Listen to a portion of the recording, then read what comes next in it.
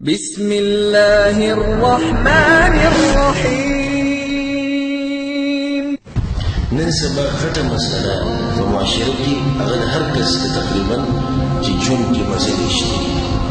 ژوند زما تنګ دی، ژوند تر دې چې بس انسان خودکشي ته تیار شي، ځان پاسې کومه اخر دې څه وکړه. ښه مالدار دی، ښه جایداد شته، بچي شته، هر څه شته، کاروبار شته، بیا به په ژوند کې خوند نشته. دا د ګناه اثرات دي. د ګناه یو اثر دا دی چې د زندګۍ نه خوشحالي ختموي، زندګۍ نه اطمینان او سکون ختموي. او د دې په عکس باندې مؤمن دی، مؤمن به غریب وي، مؤمن به بیمار وي، مؤمن ته به قسمه قسم مصیبتونه او مشکلات وي، خو بیا به ډېر خوشحاله وي. وجه دا ده چې د الله سبحانه وتعالی په دې بندګۍ کې یو خاص قسم خوند دی او سکون او راحت دی.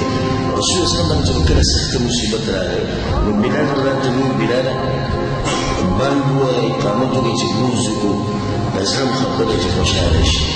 حالانکه ښه رسول صلی الله علیه وسلم ته ښه مصیبتونه او ښه د هغه حالات داسې وو چې د ډېرې حالات وو، ټوله دنیا د هغه دشمنه وه، خو بیا به رسول صلی الله علیه وسلم چې د لمونځ به وکړو نو زړه ته به یې سکون میلاو شو. دلیل د دې باندې چې د الله په دې بندګۍ کې یو سکون دی او په دې باندې هغه سړی پوهېږي چې څوک یې کوي. هل أتى على الإنسان حين من الدهر لم يكن شيئا مذكورا